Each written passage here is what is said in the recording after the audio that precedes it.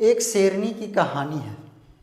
देखिए, एक शेरनी बच्चे देते हैं, वो शेरनी मर गई और मर गई तो उस समय भेड़ का झुंड जा रहा था और भेड़ का झुंड जाते हुए उस शेरनी का बच्चा भी उस झुंड में चला गया।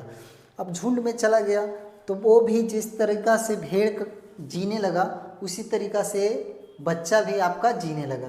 ये बच्चा भी उस भेड़ की तरह जीवन यापन करने लगा और जीते जीते जो घास भूस खाता, ये मांस खा नहीं सकता क्योंकि ये जान ही नहीं रहा है कि हम शेर हैं, हम तो एक भेड़ हैं और जो भेड़ खा रहा वही हम खा रहे हैं।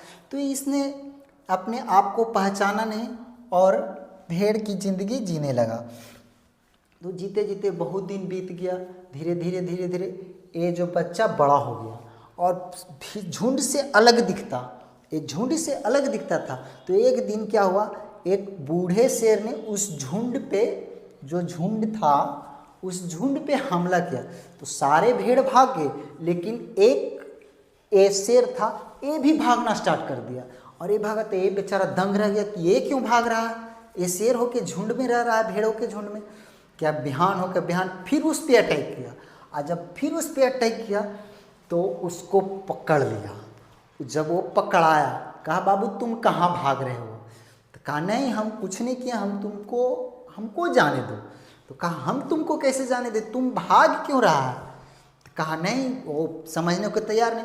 अब वो पकड़ रहा, वो भाग रहा, तो क्या उसको दबोचा, कस के पकड़ा और धीरे धीरे घसते एक नदी के किनारे पर ले गया। और जब नदी के किनारे पर ले गया, कहा देखो इस नदी को देखो, इस नदी को, पानी को देखो, जिसमें मेरा बॉडी और तुम्हारा बॉडी दोनों समान है, मेरा चेहरा तुम्हारा चेहरा दोनों समान है, जैसा तुम हो वैसा हम हैं, दोनों एक तरह दिखते हैं, फिर आपने भागा क्यों?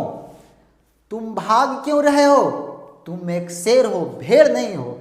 उसने अपने आप को पहचाना, उस पानी में शक्ल देखकर पहचाना कि हम एक शेर हैं। वास्तविक बात था कि हम इस दिन जिंदगी जी रहे थे भेड़ों का।